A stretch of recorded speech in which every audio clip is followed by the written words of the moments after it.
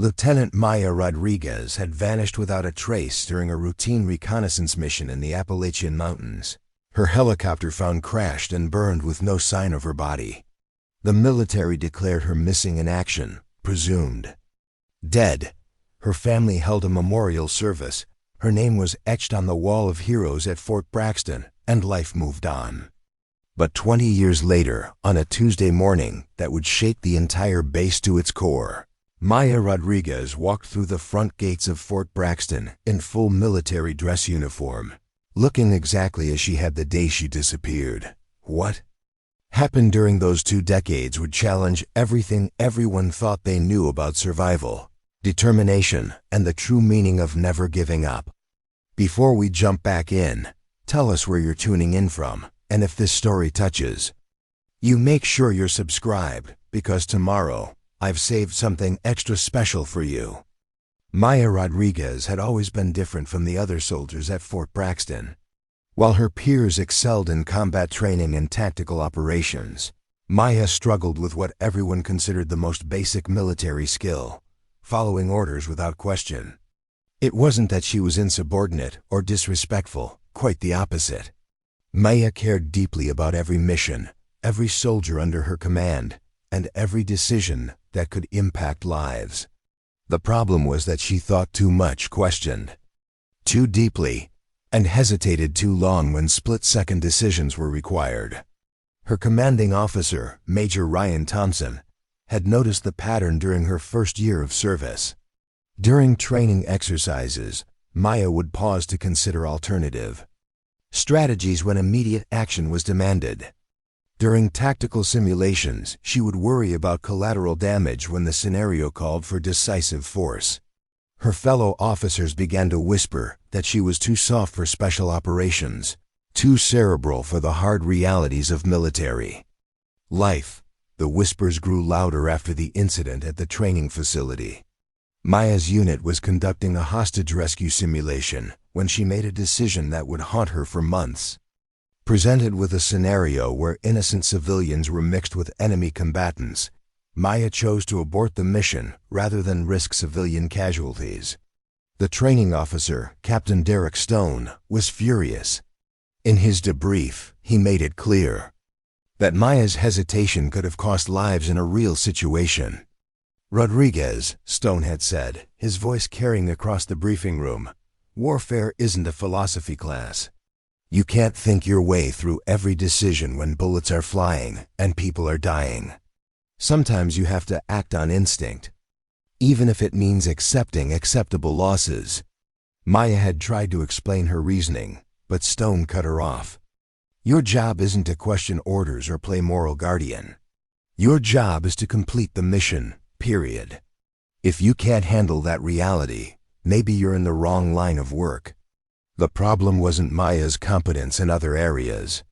Her marksmanship scores were above average, her physical fitness exceeded requirements, and her tactical knowledge was encyclopedic.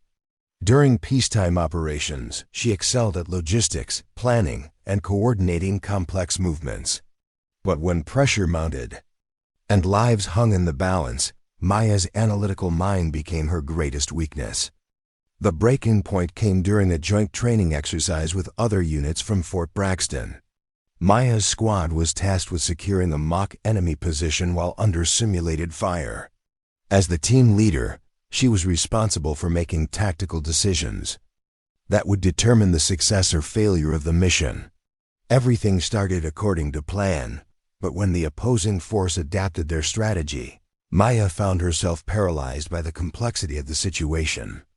She could see multiple possible approaches, each with its own risks and benefits. While she weighed the options, her team waited for orders that never came. The seconds stretched into minutes as Maya analyzed every possible outcome, considered every potential consequence, and struggled to choose the perfect solution. By the time she finally made a decision, it was too late. The exercise ended in failure, and her squad had been eliminated due to her indecision. The aftermath was brutal.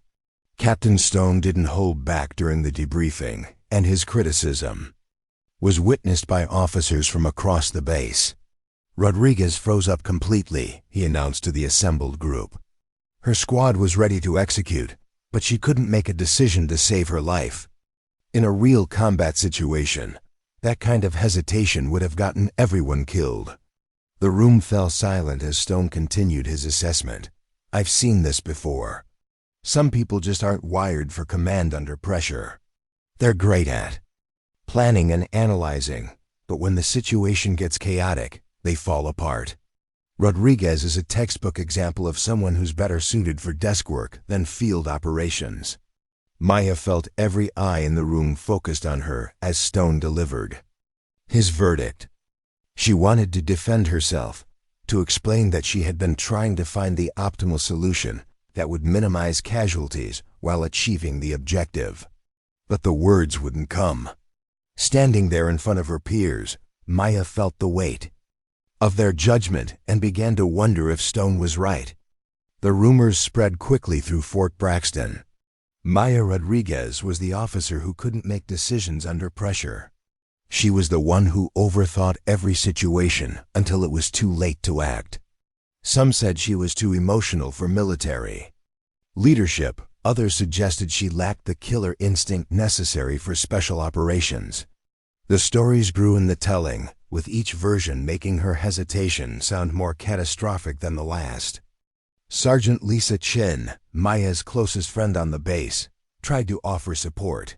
"Don't let Stone get to you," she said during one of their evening conversations. "He's got his own way of doing things, and he doesn't understand that not everyone operates the same way. Your thoughtfulness is a strength, not a weakness." But Maya was finding it harder to believe that. During subsequent training exercises, she found herself second-guessing every decision, wondering if her instincts could be trusted. The confidence that had carried her through officer training was cracking under the constant pressure of proving herself to skeptical superiors and dismissive peers. The psychological toll was becoming evident in her performance. Maya would lie awake at night, replaying training scenarios, analyzing every decision she had made or failed to make. She started requesting additional training time, hoping that more preparation would help her react faster under pressure. Preparing and narrating this story took us a lot of time, so if you are enjoying it, subscribe to our channel. It means a lot to us. Now back to the story. But the extra practice only seemed to make her more aware of all the possible things that could go wrong. Major Thompson called her into his office after a particularly difficult week of training. "Rodriguez, I'm concerned about your recent performance evaluations. Captain Stone has recommended that we consider reassigning you to a support role where your analytical skills might be better utilized." Maya felt her heart sink. A support role meant acknowledging that she wasn't capable of field leadership, that Stone had been right about her limitations. "Sir, I'd like to request more time to improve my performance. I know I can overcome these issues if I keep working at them." Thompson studied her for a long moment. "Maya, sometimes the best thing an officer can do is recognize their strengths and find the role where they can contribute most effectively. There's no shame in admitting that field command isn't your calling." But Maya couldn't accept that verdict. Everything she had worked for, everything she had dreamed of achieving in the military, was tied to her ability to lead soldiers in challenging situations. If she couldn't handle pressure, what kind of officer was she? The question haunted her. As she left Thompson's office, knowing that her next evaluation would likely determine her future in the military, the opportunity to prove herself came in the form of a reconnaissance mission in the Appalachian Mountains. Intelligence had identified a potential training site being used by domestic terrorists, and a small team needed to conduct surveillance and gather information. It was exactly the kind of mission that Maya had been training for, but given her recent performance issues, she wasn't selected for the primary team. Instead, she was assigned to a backup support role, monitoring communications and providing technical assistance from a safe distance. The assignment felt like confirmation of everything her critics had said about her. She was being relegated to the sidelines while more capable officers handled the real work. The night before the mission, Maya made a decision that would change everything. She couldn't continue living with the doubt and uncertainty about her abilities. She couldn't accept being pushed aside without proving that she was capable of more than her detractors believed. That night, she made an unauthorized decision that would have consequences none of them could have imagined. Maya slipped away from her assigned position and headed into the mountains alone. She told herself that she was conducting additional reconnaissance, gathering intelligence that could be valuable to the mission. But the real reason was simpler and more desperate. She needed to prove to herself that she could handle a high-stakes situation without freezing up. The mountain terrain was challenging, but Maya's survival training kicked in as she navigated the dense forest and rocky outcroppings. For the first time in months, she felt confident and capable, away from the judgment of her peers and the pressure of formal evaluation. She was able to think clearly and act decisively. She spent hours moving through the wilderness, using her training to avoid detection while gathering information about the suspected terrorist site. The work was dangerous and demanding, but Maya found herself thriving in the solitude and challenge. This was what she had joined the military to do, important work that required skill, courage, and intelligence. As dawn approached, Maya realized she had gathered significant intelligence about the terrorist operation. She had identified multiple structures, observed personnel movements, and documented equipment that could be valuable to the official mission. For the first time in months, she felt like she had contributed something meaningful to military operations. But as she prepared to return to the base, disaster struck. A sudden storm system moved through the mountains, bringing heavy rain and dangerous winds. Maya sought shelter in a rocky overhang, planning to wait out the weather before making her way back. She had no way of knowing that the storm would trigger a landslide that would trap her in the mountains for far longer than anyone could have imagined. The landslide blocked her path back to the base and damaged her communications equipment. Maya found herself cut off from the outside world, alone in the wilderness with limited supplies and no way to signal for help. The storm continued for days, making any attempt to navigate the treacherous terrain impossible. When Maya failed to return to base, a search and rescue operation was launched. But the same storm that had trapped her also made aerial reconnaissance impossible. The search teams found her abandoned equipment and signs of the landslide, but no trace of Maya herself. After a week of intensive searching, the official conclusion was that Lieutenant Maya Rodriguez had been killed in the landslide, her body buried under tons of rock and debris. The memorial service at Fort Braxton was attended by hundreds of soldiers, including many who had criticized Maya's performance during training. Captain Stone delivered a eulogy that praised her dedication and service, conveniently omitting his previous harsh assessments of her abilities. Major Thompson spoke about her potential and the tragedy of a promising career cut short. Maya's sister Maria flew in from California for the service, struggling to understand how her brilliant, capable sister could have died in such a senseless accident. The official report cited equipment failure and adverse weather conditions. But Maria couldn't shake the feeling that there was more to the story than anyone was telling her. What none of them knew was that Maya Rodriguez was very much alive, trapped in a network of caves deep in the mountains. The landslide had sealed her into a natural underground system that would become her home for the next several months. With no way to signal for help and no hope of rescue, Maya faced a choice that would define the rest of her life: give up and die, or find a way to survive against impossible odds. The caves provided shelter from the elements, but they also presented challenges that would test every aspect of Maya's training and character. She had to find sources of fresh water, locate edible plants and small game, and create tools from whatever material she could find. The analytical mind that had been criticized as a weakness in military operations became her greatest asset in the fight for survival.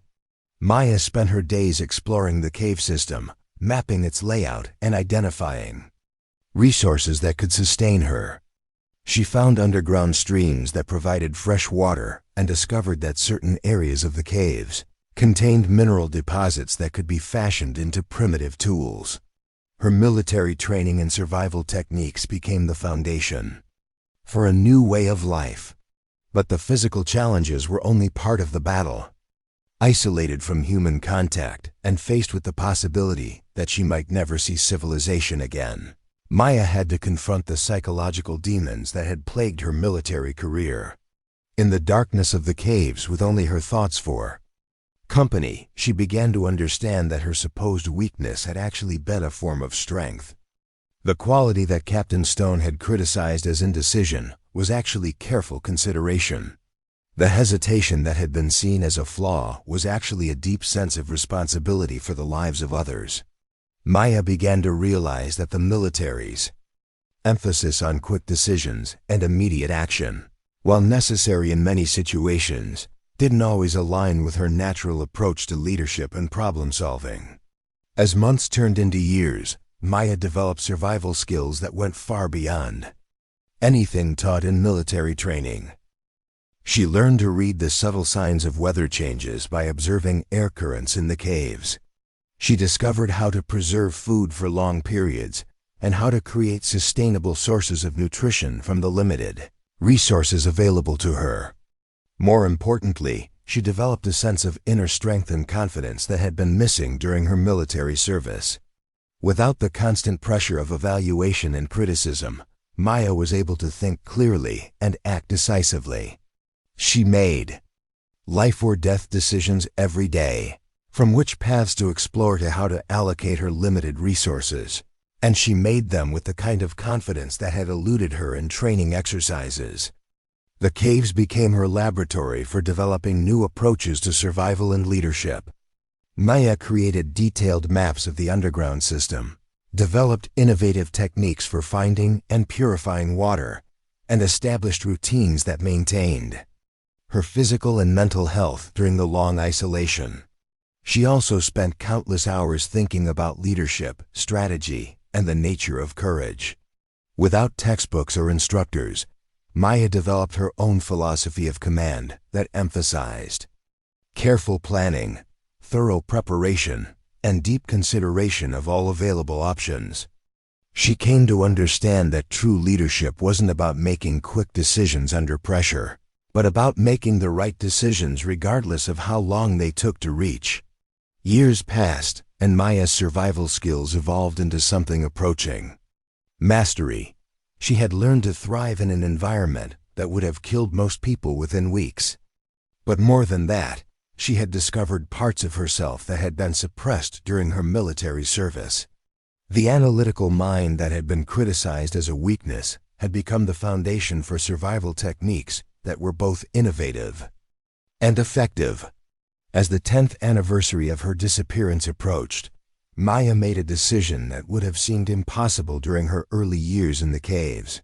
She decided to find a way out of the underground system and return to the world above. It wasn't desperation that drove this decision, but confidence. She had spent a decade proving to herself that she was capable of far more than anyone had imagined, and she was ready to share what she had learned. The journey to the surface took months of careful planning and preparation.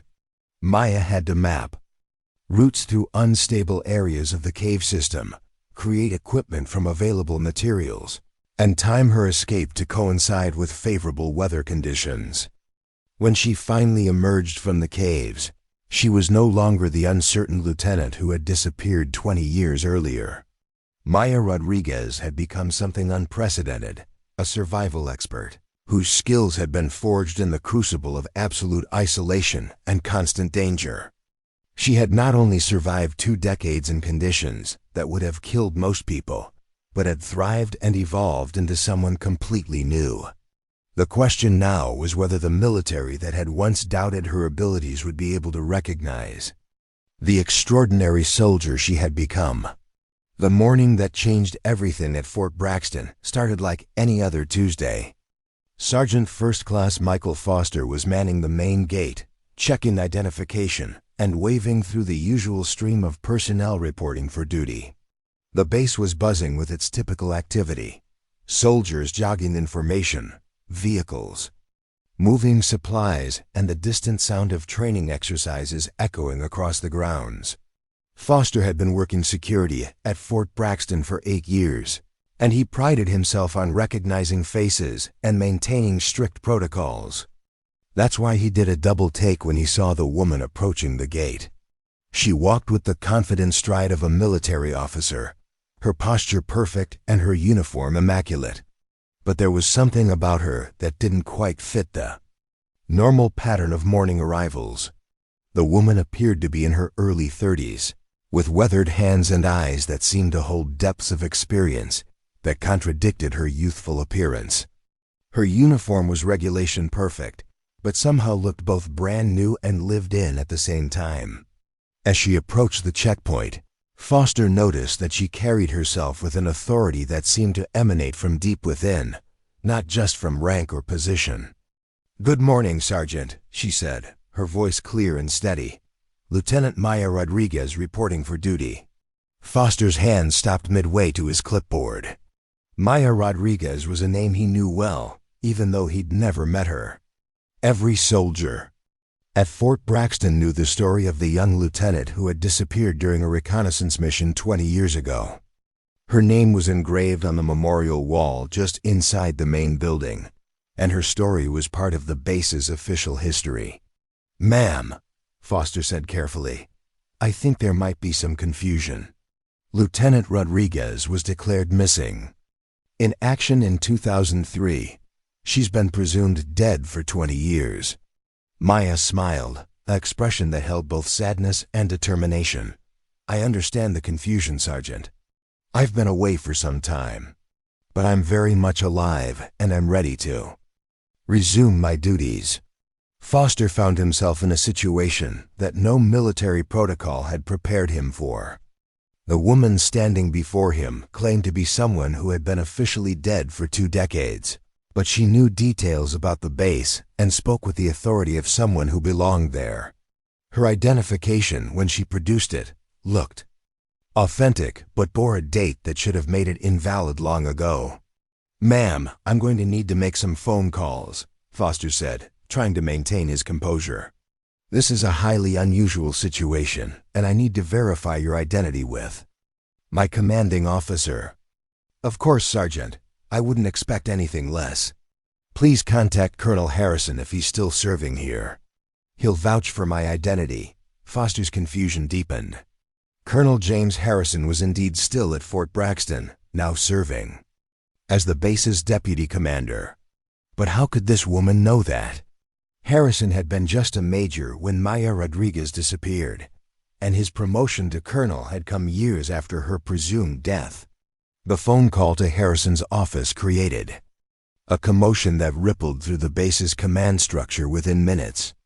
Harrison himself arrived at the gate within 10 minutes, accompanied by Major Thompson, who had been Maya's commanding officer 20 years earlier and was now a full colonel himself.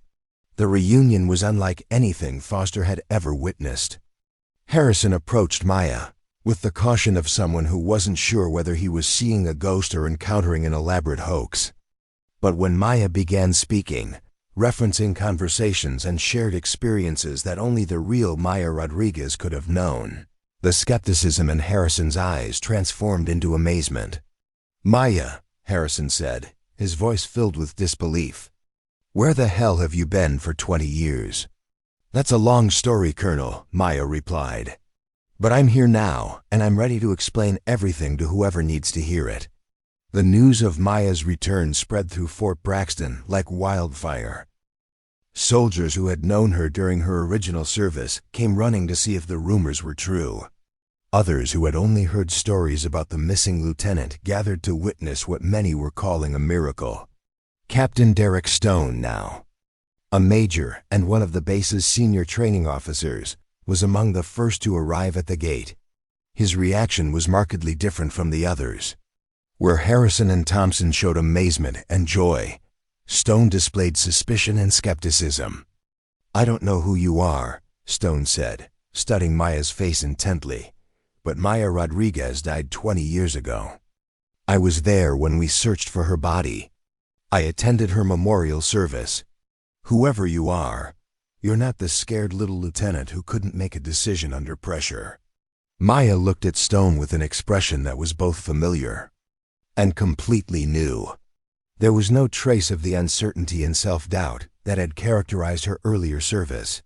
Instead, she radiated a quiet confidence that seemed unshakable. "You're absolutely right, Major Stone," she said calmly. "I'm not that scared lieutenant anymore.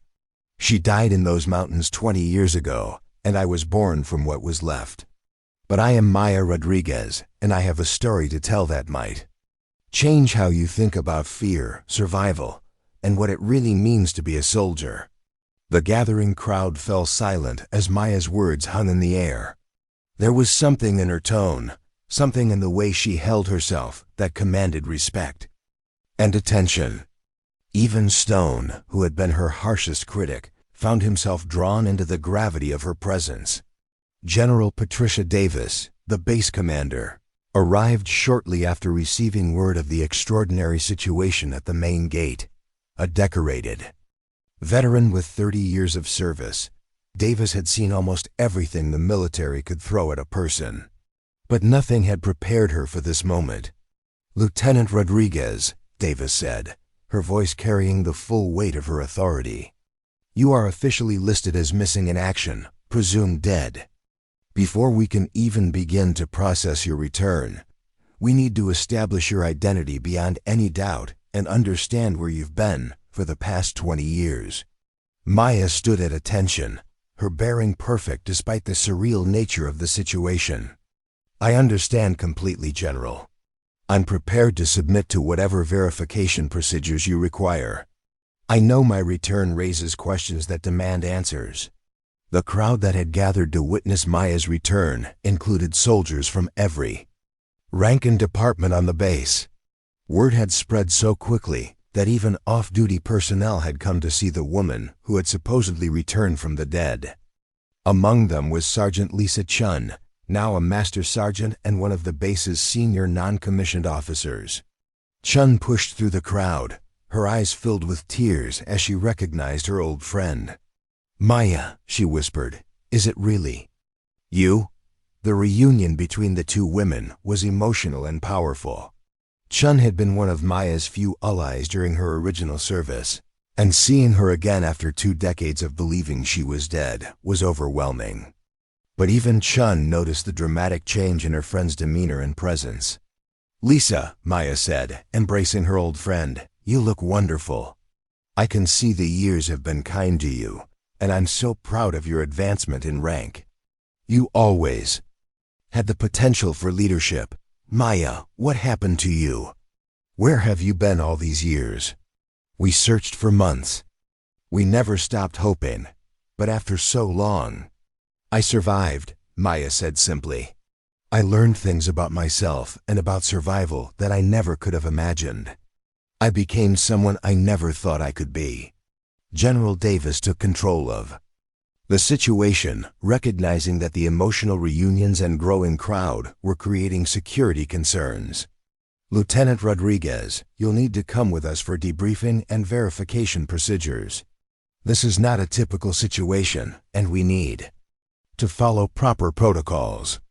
As Maya was escorted toward the base's administrative building, the crowd of onlookers began to disperse, but the conversations continued. Soldiers who had witnessed her return were already sharing their impressions with others, and the story was growing with each telling. "She looked different," one soldier said. "Like she'd seen things we couldn't imagine. Did you notice her hands?" Another added. "They were scarred like she'd been through hell and back." "The way she carried herself," a third observed. "It was like she was completely confident in her own skin. Nothing like the stories about how she used to be." The debriefing process began in a secure conference room in the base's headquarters building.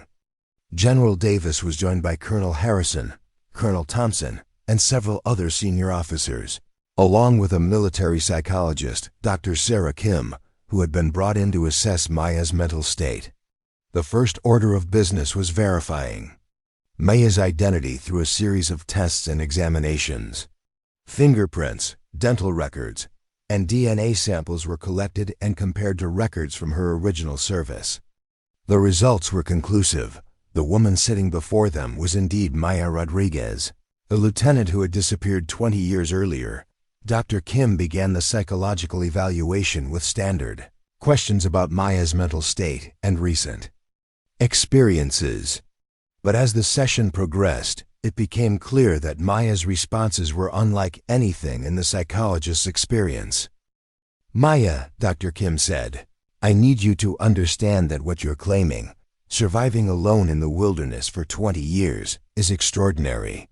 Most people wouldn't last 20 days in those conditions. How did you manage to not only survive, but apparently thrive?" Maya's answer was measured and thoughtful. "Doctor, I learned that survival isn't just about physical skills or equipment. It's about adapting your mind to new realities and finding strength in places you never knew existed. I discovered that everything I thought was a weakness was actually a foundation for a different kind of strength." The explanation continued for hours as Maya detailed her survival techniques, her mental adaptation strategies, and the gradual transformation that had occurred during her isolation. She spoke about developing new ways of thinking about problem solving, about learning to trust her instincts while still maintaining her analytical approach to challenges. "The caves became my training ground," Maya explained. "Every day presented new problems that required immediate solutions. I couldn't afford to hesitate when my life depended on quick action, but I also couldn't afford to make careless mistakes. I learned to balance careful thinking with decisive action." Colonel Harrison listened intently as Maya described her experiences.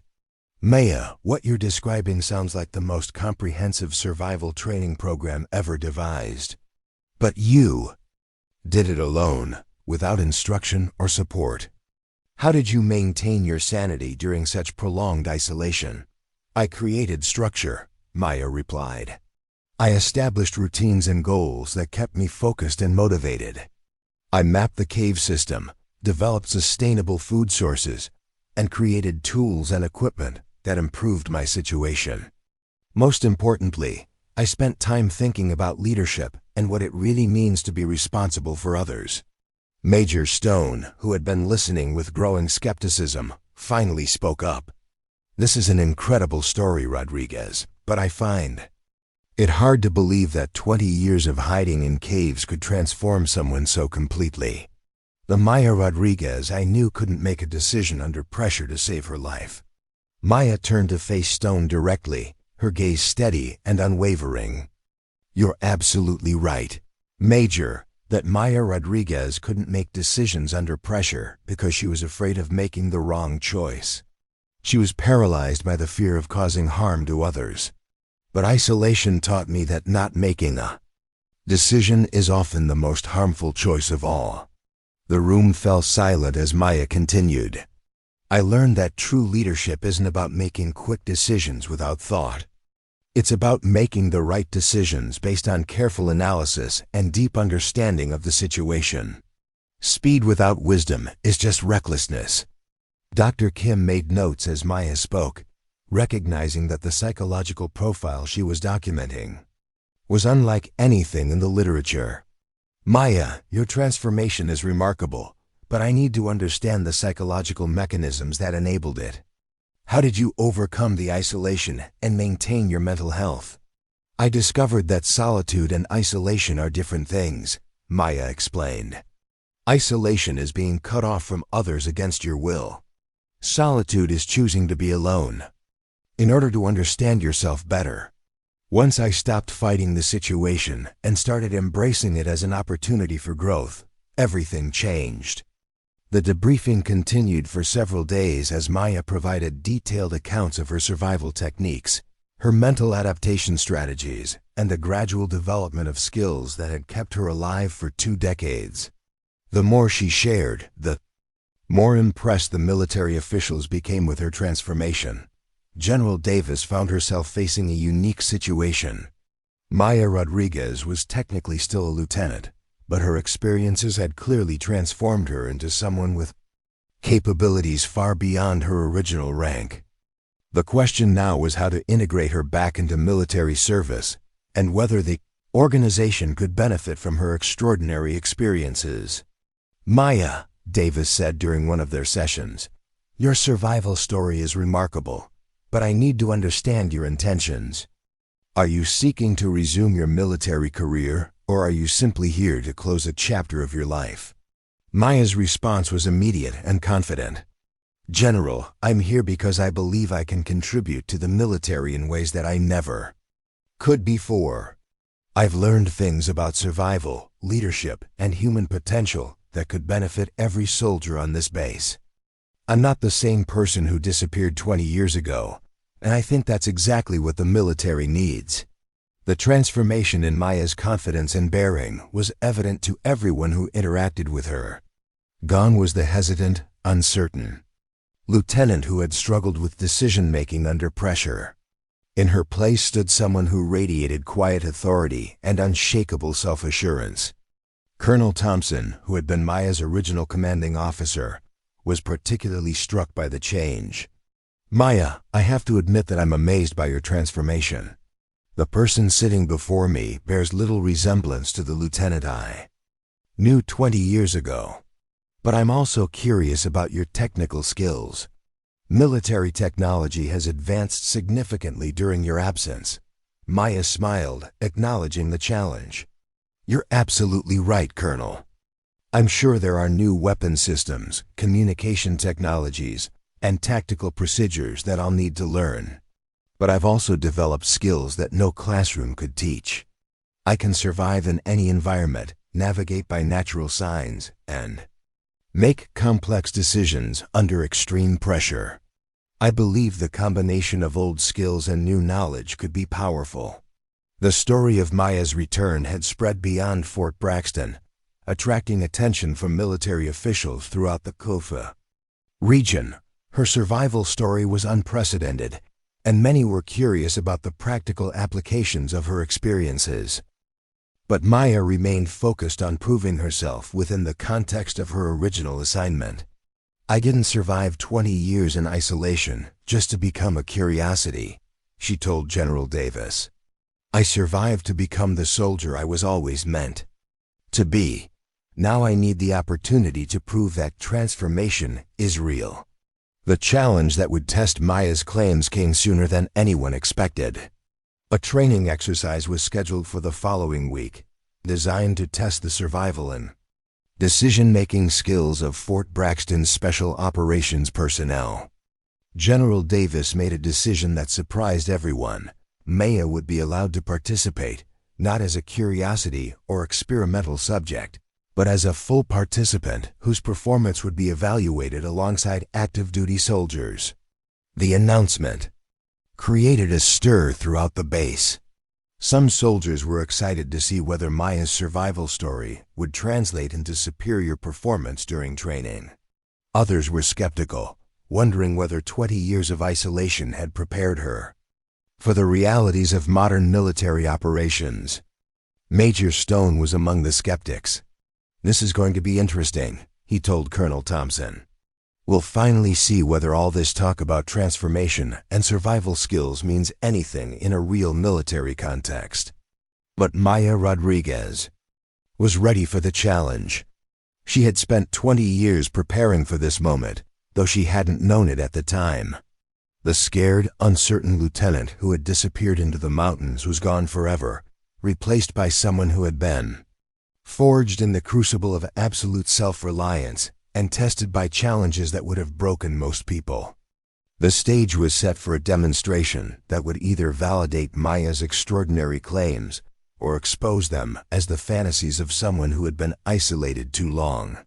Either way, Fort Braxton was about to witness something unprecedented in military history. As news of the upcoming training exercise spread throughout the base, soldiers began placing bets on Maya's performance. Some believed her survival story indicated extraordinary capabilities, that would translate into superior military performance. Others thought that 20 years of isolation had left her unprepared for the realities of modern warfare and military teamwork. The truth, as Maya Rodriguez knew better than anyone, would soon be revealed on the training grounds where her original military career had faltered. But this time, she would be facing the challenge with capabilities that had been forged in the fires of survival and tempered by 2 decades of absolute self-reliance. The woman who had once been paralyzed by the fear of making wrong decisions was about to demonstrate what she had learned about leadership, survival, and the true meaning of courage under pressure. Fort Braxton was about to discover that sometimes the greatest transformations come from the most unlikely circumstances, and that true strength often emerges from the ashes of apparent failure. The whispers had begun before Maya even finished her first meal in the Fort Braxton mess hall. 20 years of absence meant 20 years of stories, legends, and assumptions about the lieutenant who had vanished without a trace. Now that she was back, every soldier on the base had an opinion about what her return meant and whether her claims of transformation were genuine or elaborate fiction. Sergeant Amanda Walsh, who had arrived at Fort Braxton 5 years after Maya's disappearance, found herself fascinated by the conflicting narratives surrounding the returned officer. The older soldiers who had known Maya personally described a hesitant, analytical lieutenant who struggled with quick decision-making. But the woman sitting calmly in the mess hall, methodically eating her meal while dozens of eyes watched her every move, seemed to embody a different kind of person entirely. "She doesn't look like someone who's been living in caves for 20 years, Walsh observed to her dining companion, Corporal Travis Miller. "Her posture, her awareness of her surroundings, the way she handles herself, it's like she's been training for military operations her entire life." Miller, who had heard the stories about Maya's original service from his instructors, remained skeptical. "Maybe she's just putting on an act. 20 years is a long time to be away from military life. Even if she did survive somehow, she'd be out of touch with modern tactics, technology, and procedures. This training exercise is going to expose her limitations pretty quickly." But Maya Rodriguez was acutely aware of the conversations happening around her. Her years of isolation had heightened her senses and sharpened her ability to read social dynamics and environmental cues. She could feel the weight of expectation and skepticism that surrounded her, and she understood that her upcoming performance would either validate her claims or destroy her credibility permanently. The technical briefing for the training exercise took place in the base's main auditorium, with Maya sitting among 40 other special operations personnel.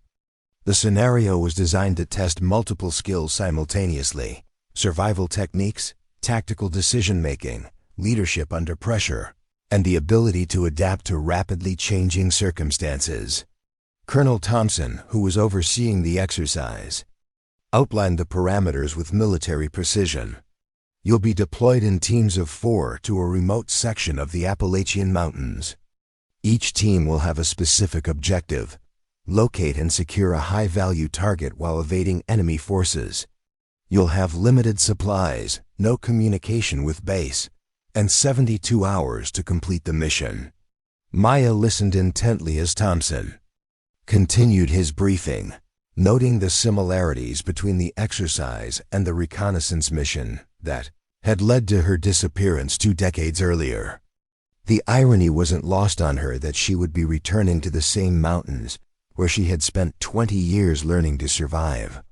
"The terrain is challenging," Thompson explained, "with steep elevations, dense forest cover, and unpredictable weather patterns.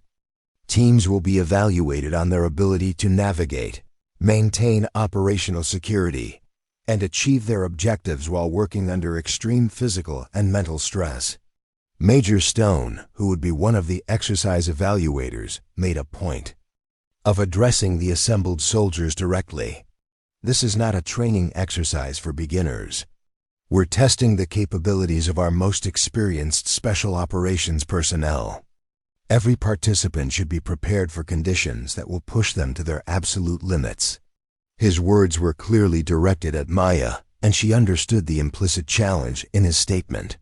Stone was setting the stage for her failure. Expecting that the exercise would prove she was unprepared for the realities of modern military operations. After the briefing, Maya found herself approached by 3 other soldiers who would comprise her team for the exercise. Staff Sergeant Robert Chun, no relation to her old friend Lisa, was a demolitions expert with 12 years of experience. Sergeant First Class Maria Santos specialized in communications and intelligence gathering. Corporal David Kim was a medic and survival specialist who had completed multiple deployments in challenging environments. The team introductions were awkward, with Maya's teammates clearly uncertain about her capabilities and experience. Chun, as the senior enlisted member, took the lead in establishing team dynamics. "Man," Chun said, using the formal address appropriate for addressing an officer, "we need to establish roles and responsibilities for this exercise. Given your unique circumstances, we're not sure what your current skill level is or how you want to approach leadership." Maya appreciated Chun's directness and recognized the delicate situation her teammates faced. They were being asked to follow the orders of an officer who had been presumed dead for 20 years, whose combat readiness was completely unknown, and whose mental state was still being evaluated by military psychologists. "I understand your concern, Sergeant," Maya replied. "Here's what I propose. I'll take overall command responsibility as the ranking officer, but I want each of you to lead in your areas of expertise. Chun, you handle tactical planning and security.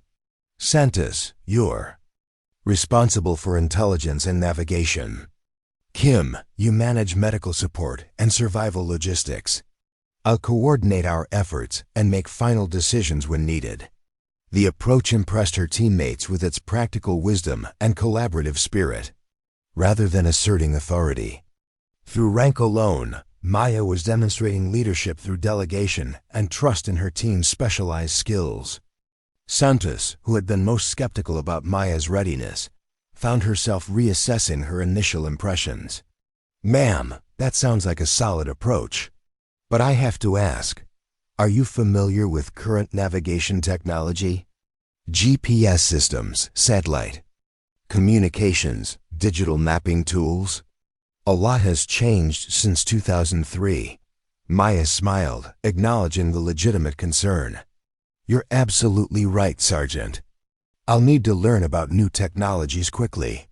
But I've also developed navigation skills that don't depend on electronic systems. I can read terrain features, track weather patterns, and find direction using natural indicators. I think combining old skills with new technology could give us an advantage."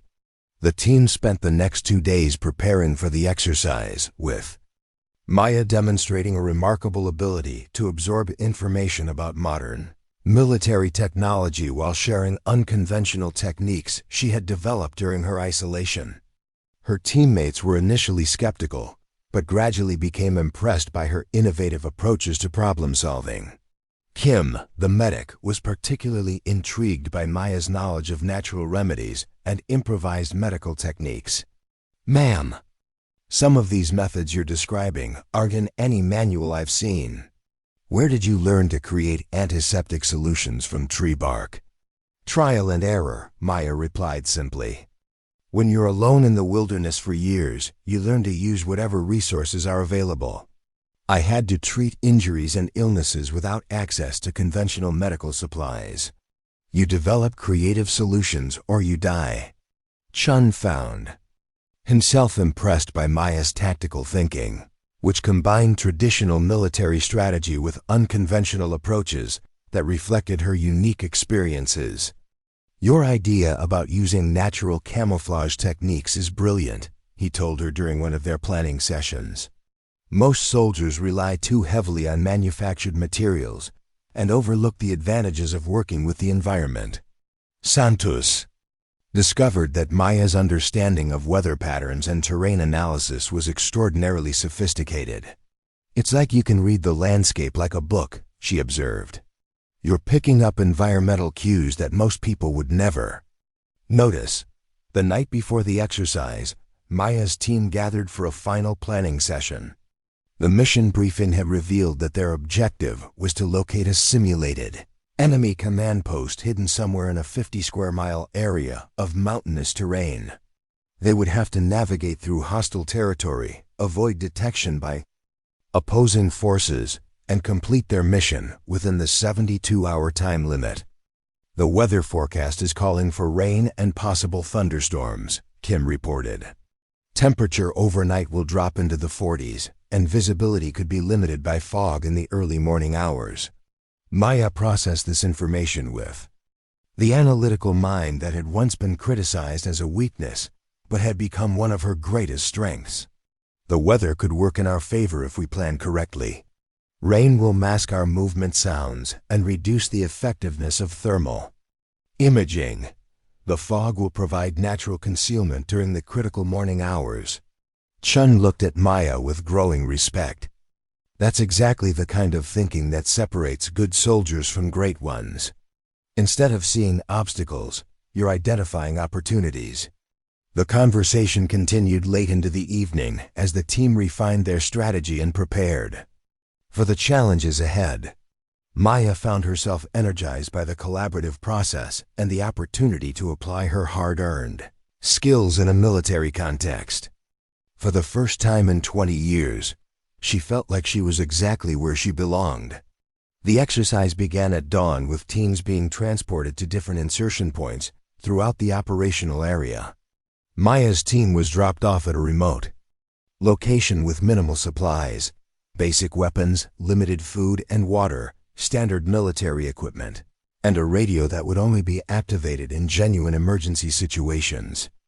As the helicopter disappeared into the gray morning sky, Maya felt a familiar sensation of being alone in the wilderness. But this time, she wasn't truly alone. She had 3 capable teammates who were counting on her leadership to guide them through the challenging mission ahead. The first test came almost immediately. The insertion point was several miles from their planned route, requiring the team to navigate through unfamiliar terrain while maintaining operational security. Maya quickly established a movement pattern that balanced speed with stealth, using natural cover to mask their progress while maintaining awareness of potential threats. Stay single file, maintain 10-meter intervals, Maya instructed quietly. Santos, keep monitoring our position relative to the objective. Chun, watch for signs of opposing forces. Kim, track our physical condition and resource consumption. The team moved through the dense forest with a coordination that impressed even the evaluators who were monitoring their progress from a distance. Maya's leadership style was notably different from the traditional military approach. She provided clear direction while encouraging input from her teammates, creating a collaborative dynamic that enhanced their effectiveness. Major Stone, who was observing the exercise from the command post, found himself reluctantly impressed by Maya's initial performance. "I have to admit," he told Colonel Thompson, "her team coordination is excellent. She's managing to maintain tactical discipline while encouraging initiative from her subordinates." Thompson nodded, watching the team's progress on the tracking display. Maya always had good instincts about people and situations. The question is whether she can maintain that level of performance when the pressure increases. The pressure increased dramatically when Maya's team encountered their first major obstacle. A swollen creek, fed by recent rains, blocked their planned route to the objective. The water was moving fast and appeared to be several feet deep, making a direct crossing dangerous and potentially noisy enough to compromise their stealth approach. Chun assessed the situation with professional expertise. "Ma'am, we could detour upstream and look for a narrower crossing point, but that would add several hours to our timeline. We could also try to ford here, but the current is strong and the noise could give away our position." Maya studied the creek with eyes that had learned to read water flow, depth, and current patterns through years of practical experience. She could see possibilities that weren't immediately apparent to her teammates. "There's a third option," she said quietly. "About 50 meters downstream, the creek bends and creates a shallow area with slower current. We can cross there using natural stepping stones, but we'll need to move carefully and maintain perfect balance." Santos looked doubtful. "Ma'am, I can't see what you're describing. The water looks deep and fast throughout this area." Maya smiled, understanding her teammate's skepticism. "Trust me, Sergeant. I've learned to read water patterns in ways that aren't taught in standard training. Follow me and step exactly where I step." The crossing that followed was a masterpiece of environmental awareness and precise movement. Maya led her team across the creek using a combination of submerged rocks, fallen logs, and shallow areas that she had identified through careful observation. The entire crossing was completed without a sound, leaving no trace of their passage.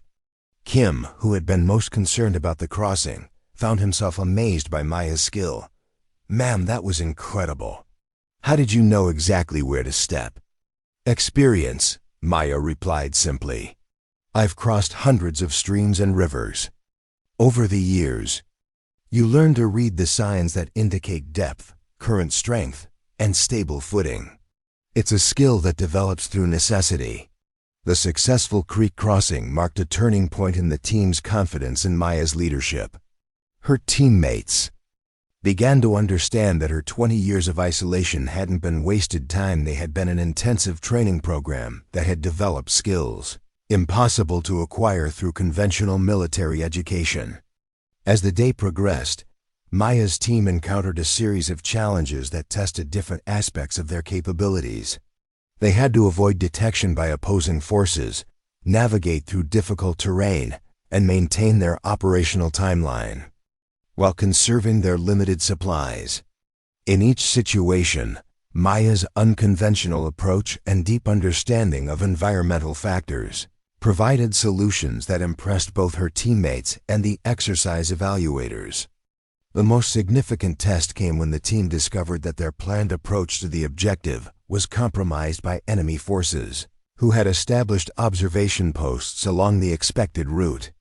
Santos had identified the threat through careful reconnaissance, but the discovery forced the team to completely revise their strategy. "We have 3 options," Chun reported during an impromptu planning session. "We can wait for nightfall and try to bypass the observation posts in darkness. We can attempt a direct assault to eliminate the threat.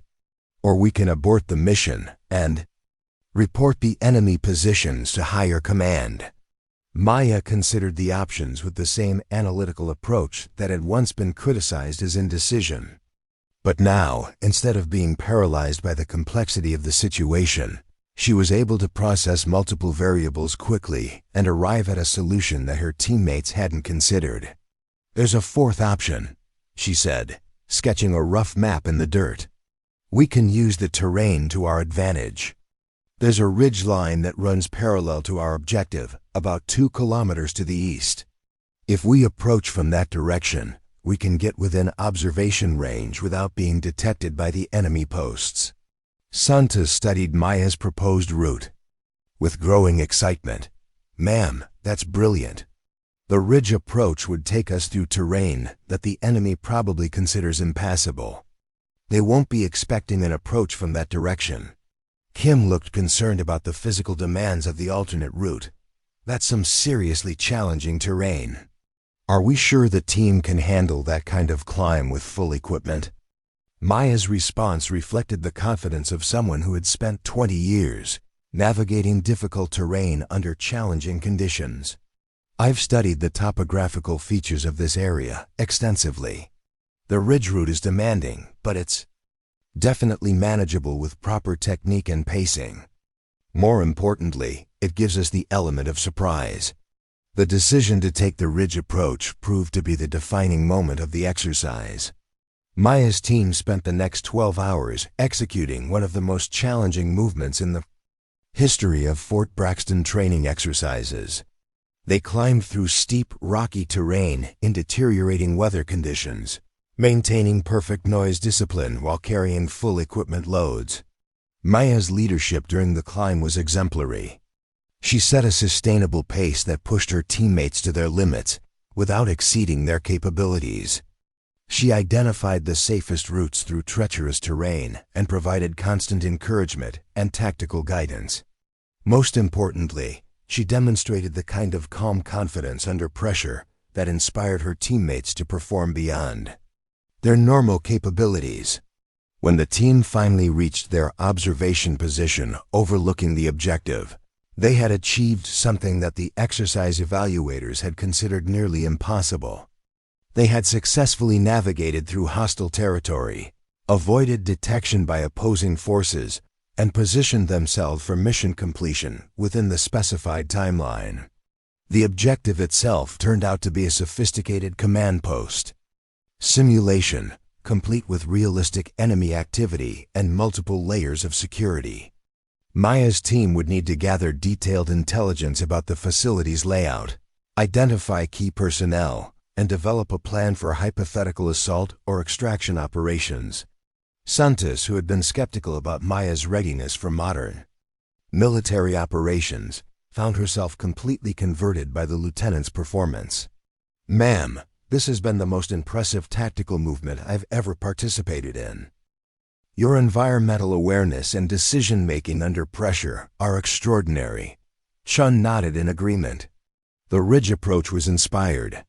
"We've achieved tactical surprise that would have been impossible using conventional methods. The enemy has no idea we're here." Kim, who had been most concerned about the physical demands of the mission, was equally impressed.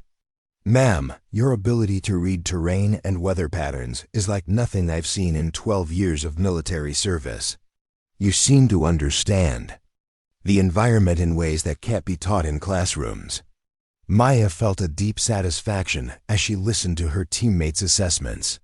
For the first time since her return to Fort Braxton, she was receiving recognition for the skills she had developed during her isolation. The analytical mind that had once been seen as a weakness was now being recognized as a strategic advantage. The final phase of the exercise would test Maya's ability to coordinate complex operations while maintaining situational awareness and tactical discipline. The team would have to complete their intelligence gathering, plan their extraction route, and execute their withdrawal without being detected by increasingly alert enemy forces.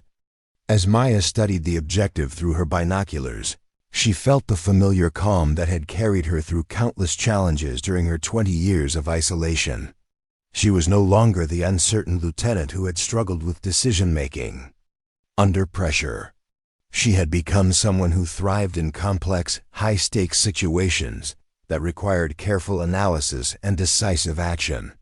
The transformation was complete, and Maya Rodriguez was ready to prove that sometimes the greatest failures can become the foundation for the most extraordinary successes.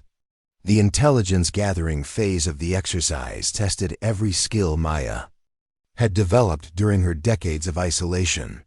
From their concealed position overlooking the simulated enemy command post, she and her team had to document personnel movements, identify security weaknesses, and map the facility's layout with precision that would make or break any future operation.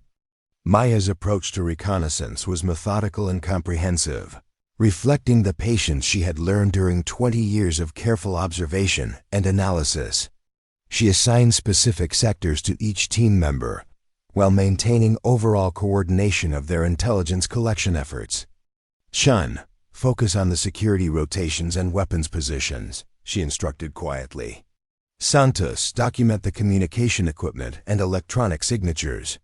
Kim, track the medical facilities and emergency procedures. I'll monitor the command structure and decision-making patterns." The team worked in silence for hours, creating detailed notes and sketches that captured every aspect of the target facility. Maya's teammates were impressed by her ability to identify patterns and connections that weren't immediately obvious to less experienced observers.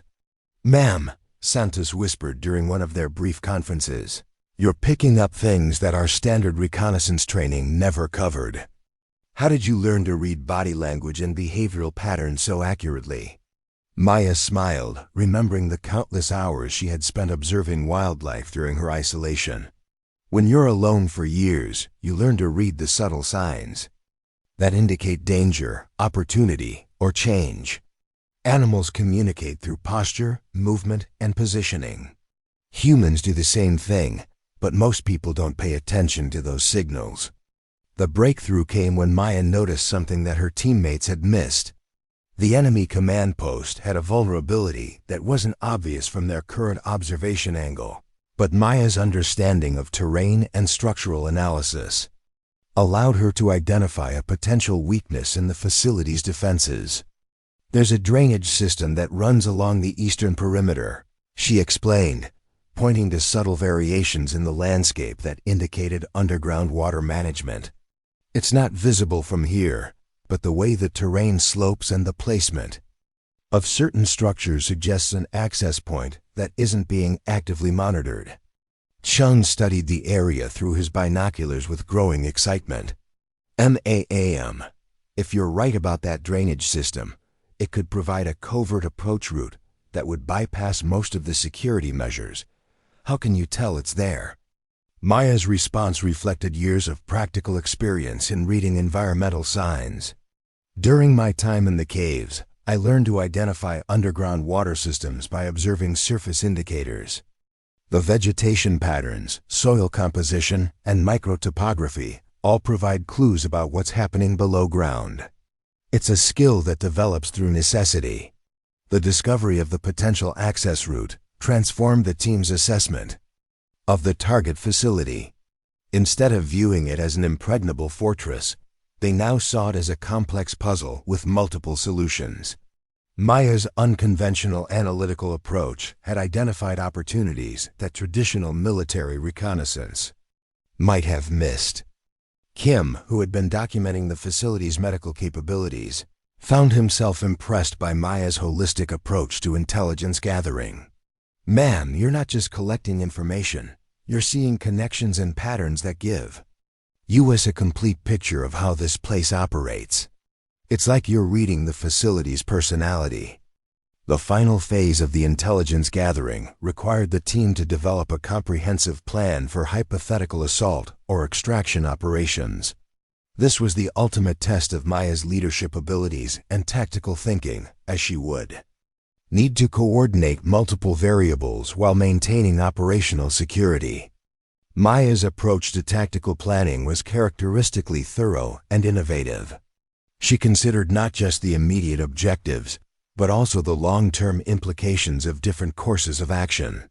Her plan incorporated multiple contingencies and alternative approaches, reflecting the kind of strategic thinking that had kept her alive during 2 decades of isolation. "We have 3 viable options," Maya explained to her team during their final planning session. "A direct assault that relies on speed and overwhelming force. A covert infiltration that uses the drainage system for access. Or a psychological operation that exploits the facility's communication vulnerabilities to create confusion and disorganization." Santos looked at Maya with growing admiration. "Ma'am, most commanders would focus on just one approach. You're thinking like a strategic planner who considers multiple dimensions of the problem." Chun nodded in agreement. "Your ability to see alternative solutions is exceptional. Most soldiers are trained to think in terms of standard tactical responses. You're approaching this like a chess master who's thinking several moves ahead." The evacuation phase of the exercise began as weather conditions deteriorated rapidly.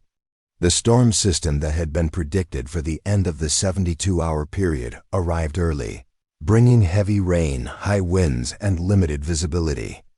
That would test the team's ability to navigate through challenging terrain while maintaining operational security. Maya's experience with mountain weather patterns proved invaluable as the team prepared for their withdrawal from the objective area. She had learned to read atmospheric conditions with an accuracy that impressed even seasoned special operations personnel. "The storm system will provide natural concealment for our movement," she explained to her teammates, "but it will also create navigation challenges, and increase the risk of exposure-related injuries. We need to balance speed with safety while maintaining our security posture. The withdrawal route that Maya selected demonstrated her sophisticated understanding of terrain analysis and risk management. Instead of taking the most direct path back to the extraction point, she chose a route that would keep the team away from areas where enemy forces might concentrate their search efforts. "We'll move along the ridgeline for the first 2 kilometers," Maya instructed, "then descend through the valley system that runs parallel to our original approach route. The terrain will be challenging, but it will keep us away from the obvious search corridors." Kim, who had been concerned about the physical demands of the alternate route, found himself impressed by Maya's consideration of both tactical and medical factors. "Ma'am, your route planning accounts for team safety as well as mission security. You're thinking like a commander who's responsible for bringing everyone home alive." The movement through the storm-lashed mountains was one of the most challenging aspects of the entire exercise. Maya's team had to navigate through treacherous terrain in near-zero visibility, while carrying full equipment loads and maintaining noise discipline. The conditions were so severe that several other teams had to activate their emergency radios and request extraction. Maya's leadership during the evacuation was exemplary. She maintained perfect situational awareness despite the challenging conditions, making real-time adjustments to their route based on changing weather patterns and terrain obstacles. Her teammates later described her performance as the most impressive display of wilderness leadership they had ever witnessed. "Ma'am," Chun said during a brief rest stop, "your ability to navigate in these conditions is extraordinary. Most soldiers would be completely disoriented by the storm, but you're moving like you have perfect visibility." Maya's response reflected the confidence of someone who had spent 20 years developing an intimate understanding of mountain environments. "I've traveled through these mountains in every conceivable weather condition. Storms like this are challenging, but they're also predictable if you understand the patterns." The final test came when the team encountered an unexpected obstacle. Just hours before their scheduled extraction, a landslide triggered by the storm had blocked their planned route to the pickup point, forcing them to find an alternative path through terrain that wasn't covered in their original navigation plan. Maya's response to this crisis demonstrated the kind of adaptive leadership that had enabled her to survive 2 decades of isolation. Instead of panicking or reverting to emergency procedures, she quickly assessed the situation and developed a solution that turned the obstacle into an opportunity. "The landslide has created a natural bridge across the ravine," she explained, pointing to the shifted terrain. "If we can traverse the debris field safely, we can reach the extraction point using a route that's actually shorter than our original plan." Santos looked skeptical about the proposed route. "Ma'am, that looks extremely dangerous. Are you sure we can cross that debris field without triggering another slide?" Maya's assessment was based on years of experience reading terrain stability and geological conditions. The slide has settled into a stable configuration. The angle of repose is within safe parameters, and the rock composition indicates good structural integrity. We can cross safely if we move carefully and maintain proper spacing. The traverse of the landslide debris field was a masterpiece of environmental awareness and risk management. Maya led her team across the unstable terrain using techniques she had developed during her isolation, identifying safe paths through the shifted rock and maintaining constant awareness of changing conditions. When the team finally reached their extraction point, they had completed one of the most challenging training exercises in Fort Braxton's history. They had successfully navigated through hostile territory, completed complex reconnaissance operations, and executed a difficult evacuation under severe weather conditions. The helicopter extraction took place in conditions that pushed the limits of safe flight operations. The storm was still raging, with high winds and limited visibility that made landing extremely dangerous. Maya's team had to coordinate their pickup with precision timing that left no margin for error. "Green smoke deployed," Maya reported over the radio as the extraction helicopter approached through the storm. "Landing zone is clear and secure. Team is ready for immediate pickup." The pilot's response reflected the challenging conditions. "Roger, ground team. Conditions are marginal, but we're committed to the extraction. Be ready to move quickly when we touch down." The helicopter landing was executed with professional precision despite the dangerous conditions. Maya's team moved with perfect coordination, loading equipment and personnel with the efficiency that reflected their exceptional training and leadership. Within minutes, they were airborne and heading back to Fort Braxton. The debriefing that followed Maya's return was unlike anything in the history of Fort Braxton training exercises. The performance evaluators had documented achievements that exceeded their most optimistic expectations, with Maya's team demonstrating capabilities that redefined what was possible in special operations training. General Davis conducted the debriefing personally, recognizing the historic significance of Maya's performance. "Lieutenant Rodriguez, your team's performance during this exercise has been exceptional. You've demonstrated leadership, tactical thinking, and environmental awareness that exceeds the standards we expect from our most experienced special operations personnel." Colonel Thompson, who had been skeptical about Maya's readiness for modern military operations, found himself completely converted by her performance. "Maya, what you've accomplished during this exercise is extraordinary. You've not only proven that your survival skills are genuine, but you've also demonstrated that your analytical approach to problem solving is a strategic advantage." Major Stone, who had been Maya's harshest critic during her original service, was visibly emotional as he delivered his assessment. "Lieutenant Rodriguez, I owe you an apology.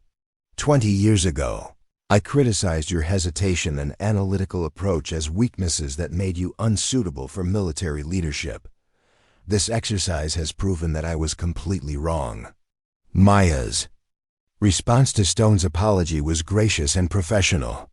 "Major, your criticism 20 years ago was based on valid concerns about my performance under pressure.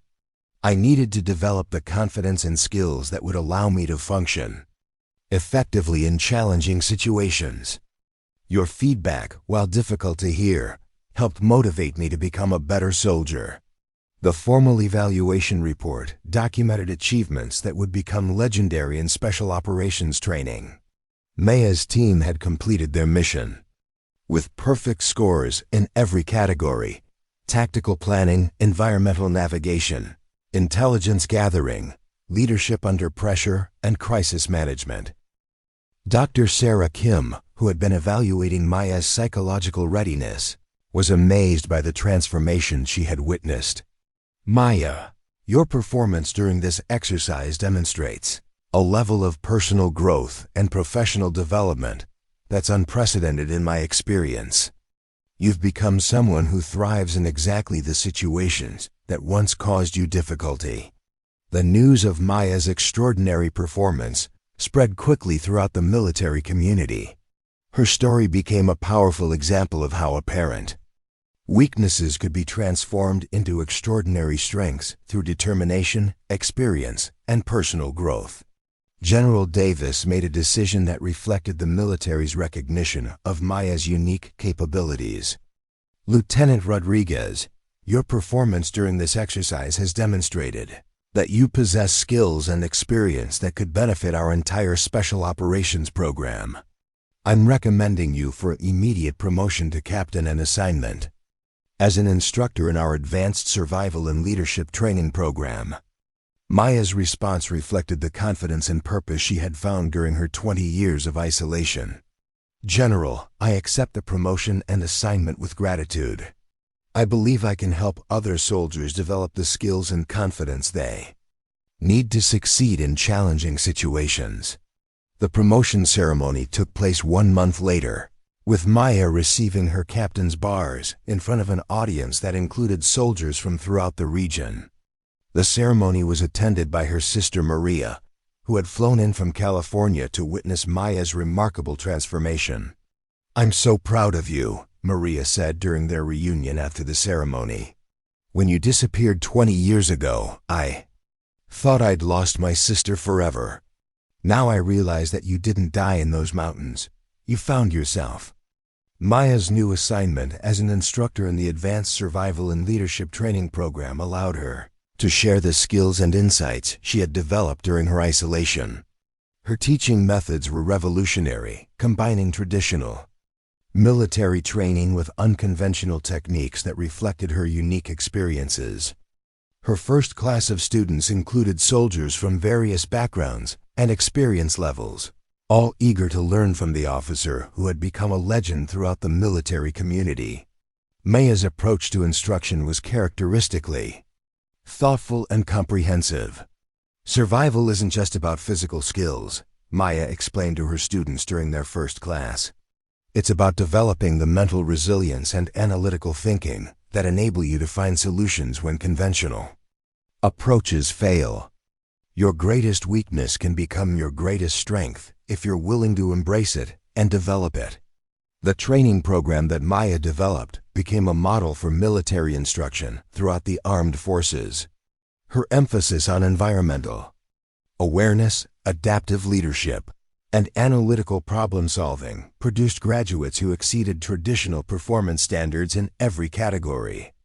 Master Sergeant Lisa Chin, Maya's old friend who had supported her during her original service, was among the first to enroll in Maya's advanced training program.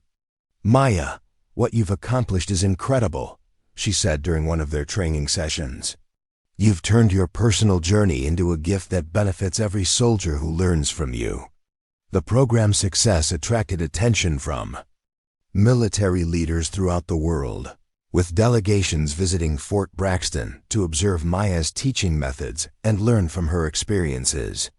Her story became a powerful example of how personal transformation could create professional excellence.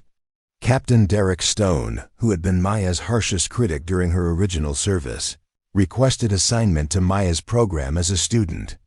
"Instructor, Maya, I want to learn from you," he said during their first meeting.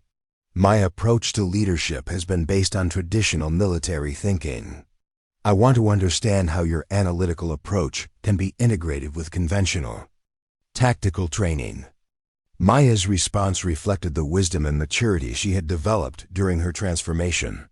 "Derek, different leadership styles work for different situations and different people. The key is understanding when to apply analytical thinking and when to rely on instinct and experience. I think we can learn from each other." The collaboration between Maya and Stone produced innovative training methods that combined traditional military leadership with Maya's unconventional analytical approach. Their joint program became one of the most successful in the military's history. 5 years after her return to Fort Braxton, Maya Rodriguez had become one of the most respected officers in the United States Army. Her survival story had inspired countless soldiers, and her training methods had revolutionized military education. But Maya's greatest satisfaction came from the knowledge that her 20 years of isolation had not been wasted. Every challenge she had faced, every skill she had developed, and every lesson she had learned had prepared her for this moment.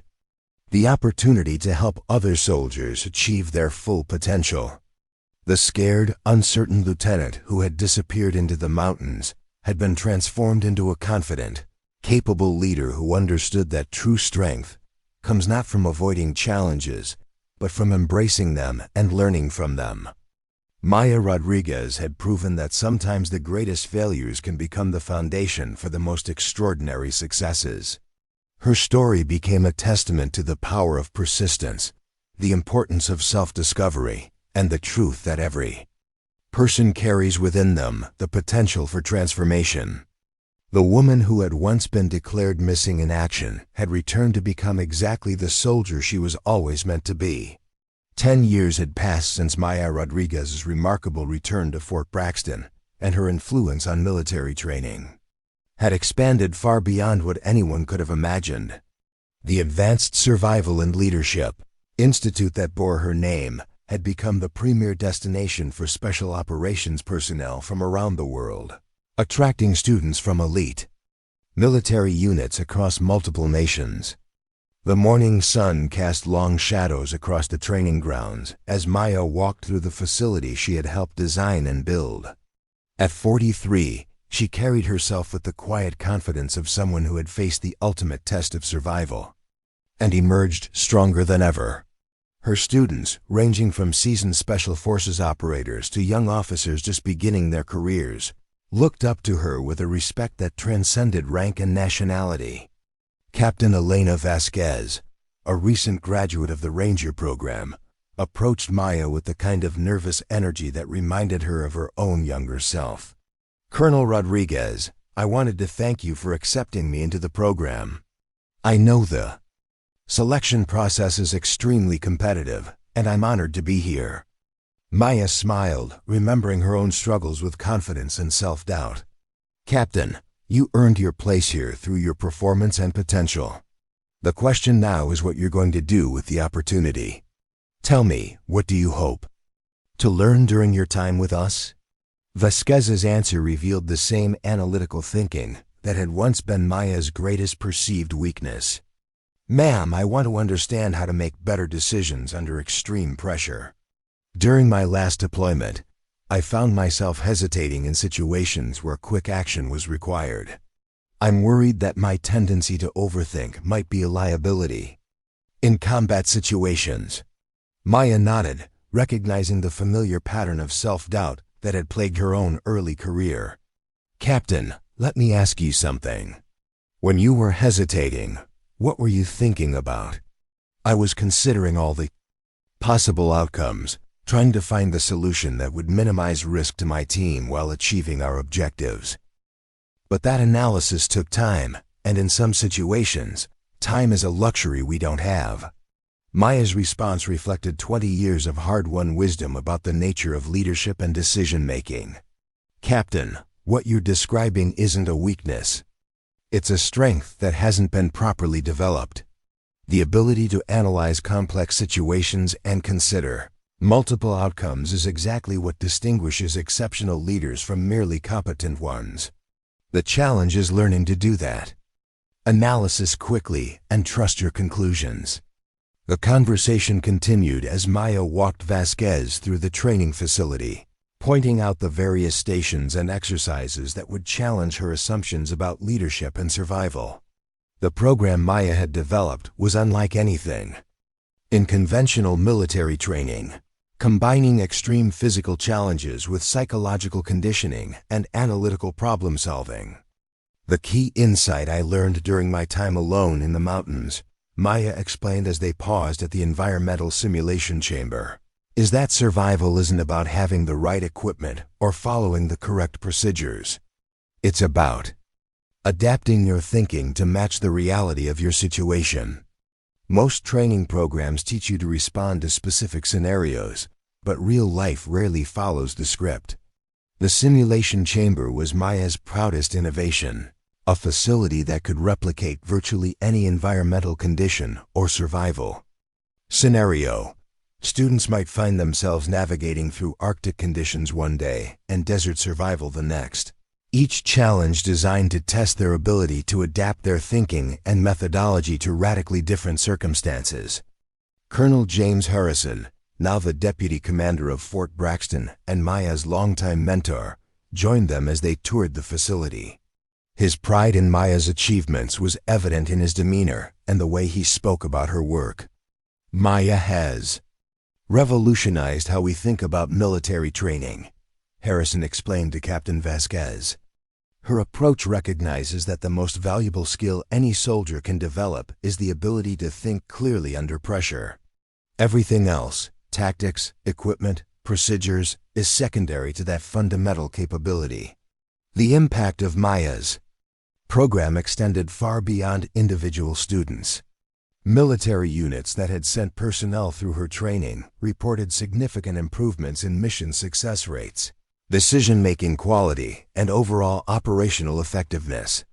Her methods had been studied and adapted by military organizations worldwide, making her one of the most influential figures in modern military education.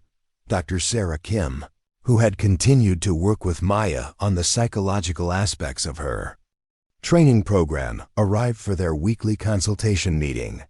The collaboration between Maya and Kim had produced groundbreaking research on stress management, decision-making under pressure, and the psychological factors that enable some people to thrive in extreme situations.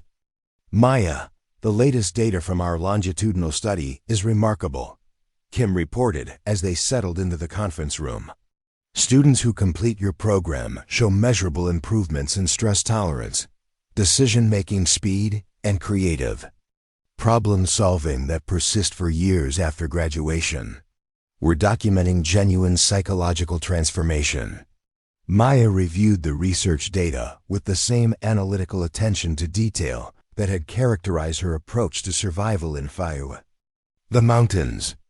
The key finding seems to be that students learn to trust their analytical capabilities rather than seeing them as obstacles to quick decision-making. They develop confidence in their ability to process complex information rapidly. The research had attracted attention from academic institutions and military organizations around the world.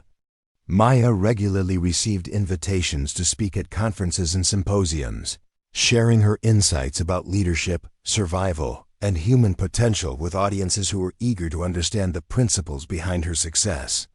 One of the most significant developments in Maya's program was the establishment of the International Exchange Program, which brought together military personnel from allied nations to train alongside American Special Operations Forces. The program had become a model for international military cooperation and had strengthened relationships between allied forces. Captain Wilhelm Schultz from the German Special Forces had been one of the first international students in Maya's program. His assessment of the training reflected the global impact of Maya's innovations. Colonel Rodriguez has created something unprecedented, Schultz explained during a program evaluation session. Her training methods transcend national military doctrines and focus on universal principles of leadership and survival. The skills I learned here have made me a more effective soldier and a better leader of men. The success of the international program had led to requests for Maya to establish similar training centers in other countries.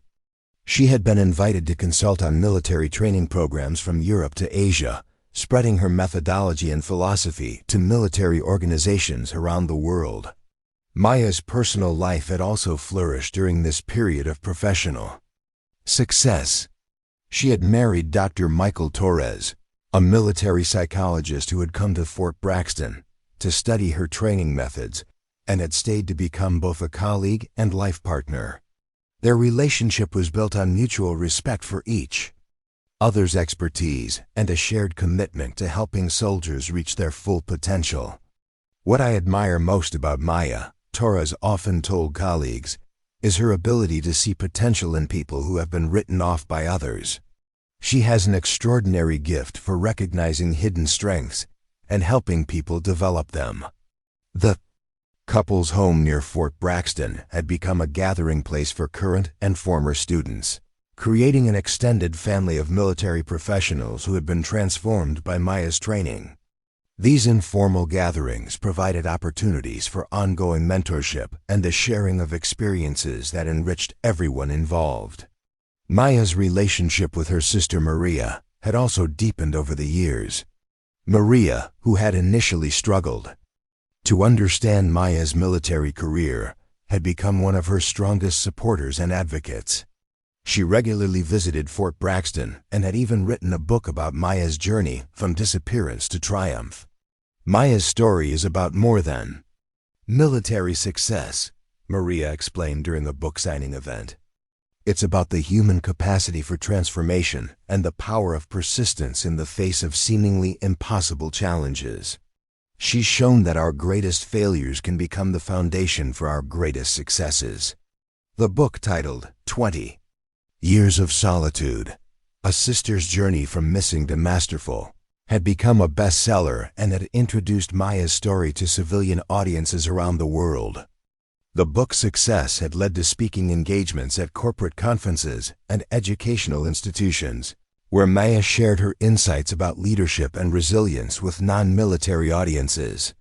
Maya's approach to these civilian speaking engagements reflected her understanding that the principles she had learned in the mountains had applications far beyond military contexts. Business leaders, educators, and community organizers found value in her teachings about analytical thinking, adaptive leadership, and the importance of embracing challenges rather than avoiding them. The skills that keep soldiers alive in combat. Situations are the same skills that help business leaders navigate complex challenges, Maya explained during a conference presentation to corporate executives. The ability to analyze situations quickly, make decisions under pressure, and adapt to changing circumstances is valuable in any context where the stakes are high. The impact of Maya's work had also extended to the academic world, where her methods were being studied by researchers in psychology, education, and organizational behavior. Several universities had established research programs dedicated to understanding the principles behind her training methodology and their applications to civilian contexts. Professor Jennifer Walsh from the University of North Carolina had been studying Maya's program for 3 years, documenting the psychological and behavioral changes that occurred in students who completed the training. Her research had produced insights that were reshaping understanding of human potential and adaptive capacity.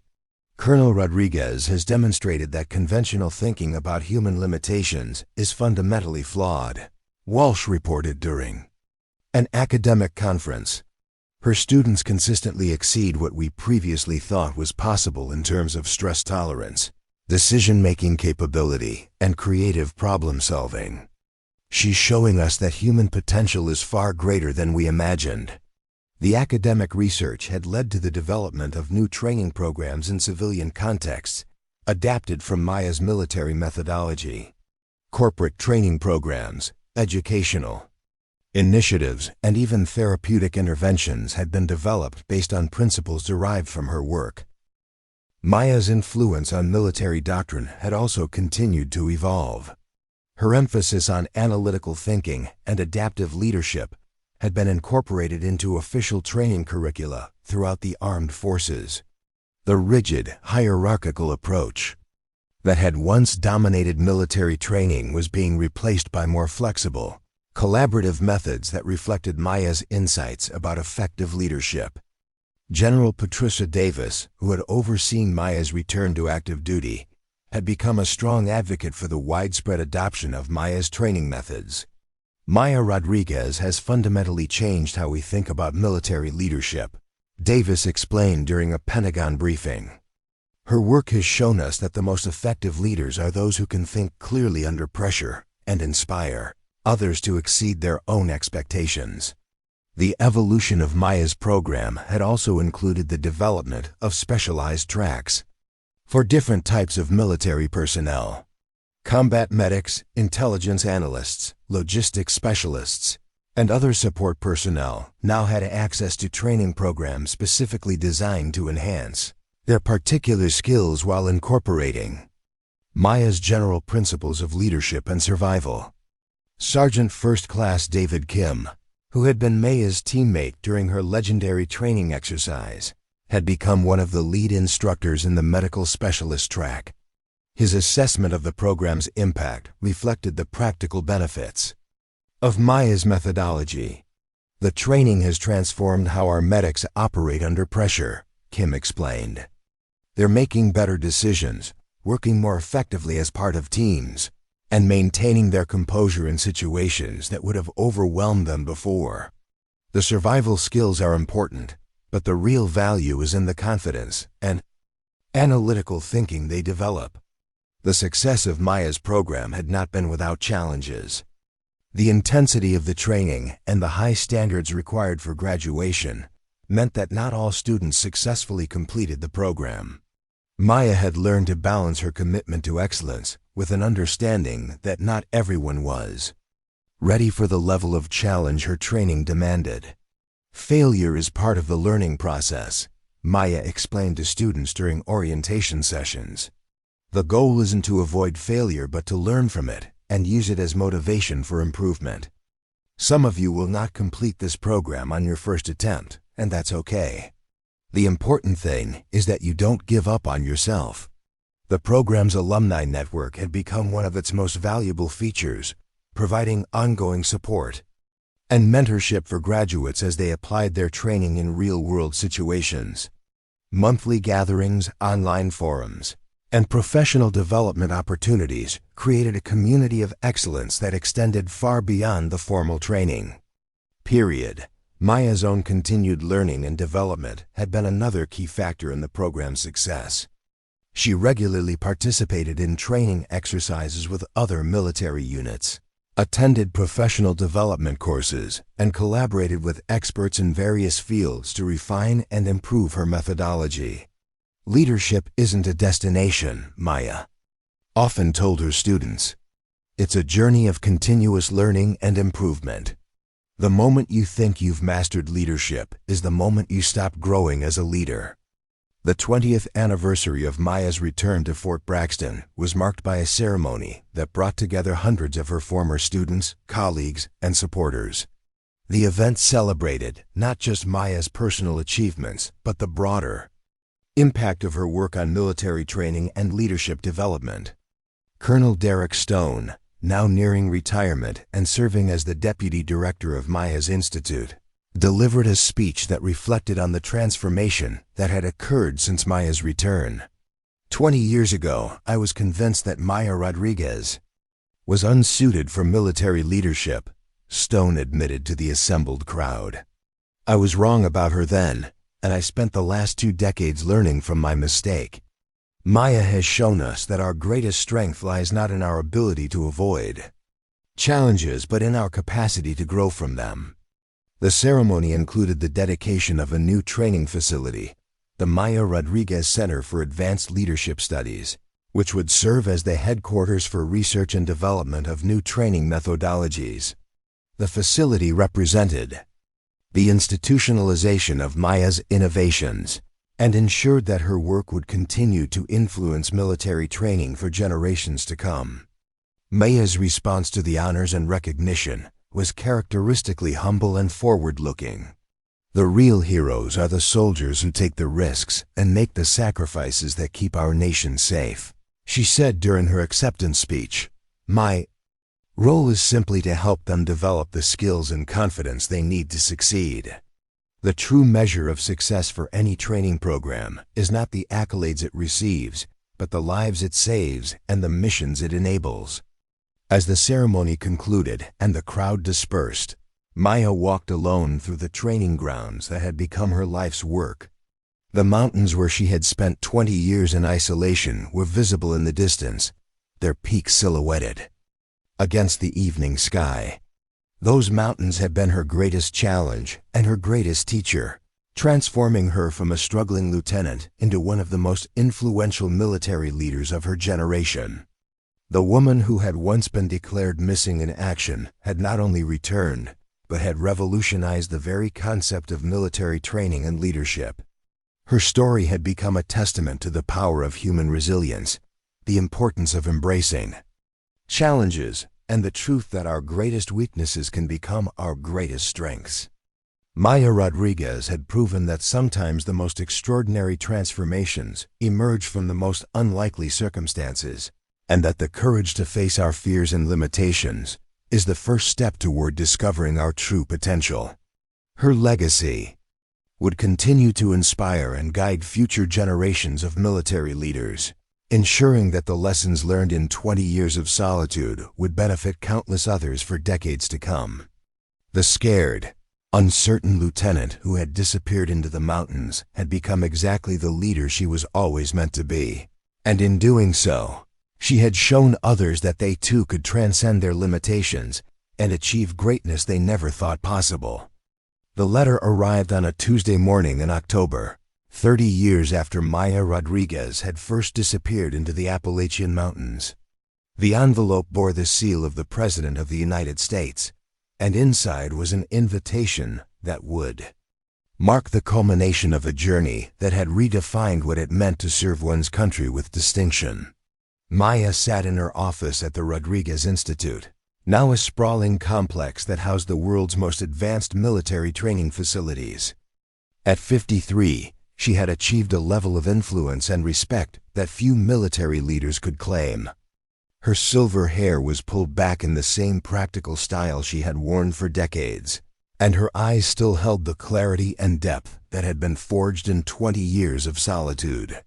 The Presidential Medal of Freedom citation read simply, "For extraordinary contributions to military training and leadership development, and for demonstrating the highest ideals of American service and sacrifice." But Maya understood that the real recognition was not for any single achievement, but for a lifetime of proving that human potential has no limits when combined with determination and purpose. Dr. Michael Torres, now her husband of 15 years, entered the office carrying 2 cups of coffee and wearing the proud smile that had become his trademark when discussing Maya's achievements. "So, Madam Medal of Freedom recipient, how does it feel to be recognized as one of the most influential military leaders of the century?" Maya accepted the coffee and gestured toward the window that overlooked the training grounds where hundreds of students from around the world were engaged in exercises that would test their physical, mental, and emotional limits. "It feels like responsibility, Michael. Every honor, every recognition, every success story from our graduates, it all comes with the obligation to keep pushing the boundaries of what's possible." The conversation was interrupted by a knock on the door. Colonel Elena Vasquez, now the deputy director of the Institute and one of Maya's most accomplished protégés, entered with a tablet displaying the latest statistics from their global training programs. "Colonel Rodriguez, I wanted to share the quarterly assessment results with you," Vasquez said, her voice carrying the same analytical precision that had once characterized Maya's own approach to problem solving. "We're seeing remarkable outcomes across all our international programs. Mission success rates for units that have completed our training are averaging 37% higher than baseline, and psychological resilience scores are showing improvements that persist for years." After graduation, Maya reviewed the data with the same meticulous attention to detail that had kept her alive in the mountains and had driven her to excellence in everything she had pursued since her return. These numbers represent more than statistical improvement. Elena, they represent lives saved, missions accomplished, and families that get to welcome their loved ones home. That's the true measure of our success. The global reach of Maya's training methodology had exceeded even her most optimistic projections. The Rodriguez Institute had established partnerships with military organizations in 43 countries, and her principles of adaptive leadership and analytical thinking had been incorporated into training curricula from NATO, special operations to peacekeeping forces in Africa and Asia. General William Morrison, the current chairman of the Joint Chiefs of Staff, had been one of Maya's first international students when he was a young captain in the British Special Air Service. His assessment of the program's impact reflected the transformation that had occurred in military thinking worldwide. Maya Rodriguez changed the fundamental paradigm of military leadership, Morrison explained during a recent NATO conference. She demonstrated that the most effective leaders are not those who react fastest, but those who think most clearly under pressure. Her influence has made every allied military force more effective and more adaptable. The scientific research that had emerged from Maya's program had also contributed to breakthroughs in fields far beyond military training. Universities around the world were studying her methods to understand how human beings could be trained to perform at levels previously thought impossible. The research had applications in emergency medicine, disaster response, corporate leadership, and educational psychology. Dr. Jennifer Walsh, now the director of the Center for Human Performance Studies at Harvard University, had spent the last decade documenting the psychological and neurological changes that occurred in students who completed Maya's training. Her research had revealed that the human brain was far more adaptable than previously understood. Colonel Rodriguez has essentially proven that human cognitive capacity is not fixed, Walsh explained during a presentation to the American Psychological Association. Her students consistently demonstrate improvements in processing speed, stress tolerance, and creative problem-solving that challenge our fundamental assumptions about human limitations. She's shown us that we've been dramatically underestimating what people can achieve. The civilian applications of Maya's methodology had led to the development of training programs for first responders, surgeons, airline pilots, and other professionals who needed to perform flawlessly under extreme pressure. The principles she had learned during her isolation had been adapted and refined to help people in all walks of life discover and develop their hidden potential. Maya's personal story had also become a source of inspiration for millions of people around the world. Her autobiography, Finding Strength in Solitude, A Journey from Missing to Masterful, had been translated into 37 languages and had become required reading in leadership courses at institutions ranging from West Point to Harvard Business School. The book's impact extended far beyond military and academic circles. Support groups for people facing personal crises, rehabilitation programs for individuals recovering from trauma, and motivational speakers addressing corporate audiences all drew inspiration from Maya's journey of transformation. Maria Rodriguez Chin, Maya's sister who had chronicled her story from the beginning, had become a best-selling author and motivational speaker in her own right. Her perspective on Maya's transformation provided insights that complemented the more technical aspects of the training methodology. Maya's greatest achievement isn't the training program or the awards or the recognition, Maria explained during a recent interview. It's the demonstration that every human being has the capacity for extraordinary growth and transformation. She's shown us that our perceived limitations are often just starting points for discovering our true potential. The influence of Maya's work had also extended to the next generation of military leaders. Her emphasis on analytical thinking and adaptive leadership had been incorporated into curricula and military academies around the world, ensuring that future officers would be trained in methodologies that had been proven effective in real-world applications. Colonel David Kim, now the commandant of the Army War College and one of Maya's original teammates, had overseen the integration of her principles into the military's most advanced leadership development programs. His assessment reflected the institutional transformation that had occurred throughout the armed forces. Maya Rodriguez fundamentally changed how we prepare military leaders, Kim explained during a graduation ceremony at the War College.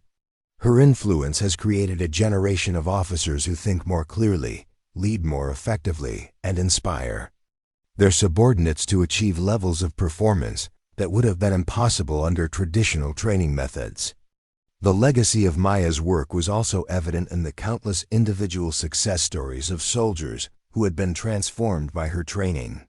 Letters and emails arrived daily at the Institute from graduates who credited their survival, their career advancement, or their personal growth to the skills and confidence they had developed through Maya's program.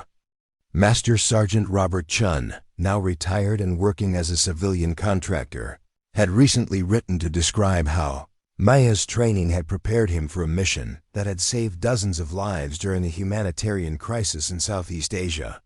His letter reflected the practical impact of Maya's methodology on real-world operations. The analytical thinking and adaptive leadership skills I learned at the Rodriguez Institute were directly responsible for our mission's success. Chun wrote, "When our original plan was compromised by changing conditions, I was able to develop alternative approaches that drew on everything Colonel Rodriguez had taught us about creative problem-solving under pressure. The skills saved lives, including my own." The approaching Presidential Medal of Freedom ceremony had prompted reflection on the broader implications of Maya's journey. Her transformation from a struggling lieutenant to one of the most influential military leaders in history had demonstrated that human potential was far greater than most people imagined.